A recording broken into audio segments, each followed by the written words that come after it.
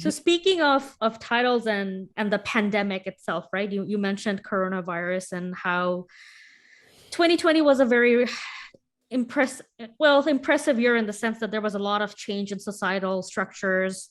A lot of our beliefs were challenged. We were challenged, in our personal lives, as well as how we view the world, right? And you talked about having that non-resistance mentality. Could you speak to that? What exactly do you mean by non-resistance mentality?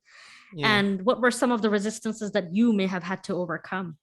Yeah, I love that. So I choose a word of the year every, I was just going to say I don't need to say it twice, but I choose a word of the year. Yeah, And yeah. so a couple of years ago, my word was non-resistant. Mm. And so essentially, I mean, the best way to describe it is I want to live a monk life in the real world, and what that meant is I wanted to really just improve the relationship I had with the circumstances or situations I was finding myself in, especially those that you can't control, right? The majority of the things that happen throughout our day are out of our control.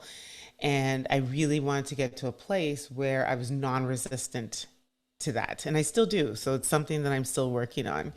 And so what that might look like, it's like, and then and I tell anyone, go on this journey, because what it does is it actually starts to improve you just actually see how it's just improving your relationship with life and how you navigate and move through it, right? So Mhm. once upon a time where somebody cut me off on the road, and I went and this all this and f and all this and give them the finger.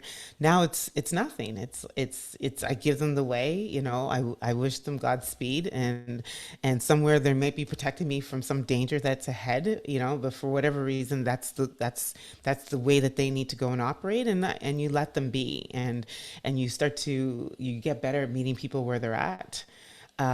Lessons bother you, you know, you become a lot more present in life. But that's really what it is. It's a non-resistant approach to things. When something shows up, it's like, okay, this was just said to me. I'm not attaching it to anything that already lives inside of me, because that's what happens typically to most humans is there's somebody says something, and that's something that they said wakens up something, a trigger, we call them triggers too, wakens up something that already lives inside of them, and then there's an automatic response that they give back to that as a form of protection or whatever it is for that person.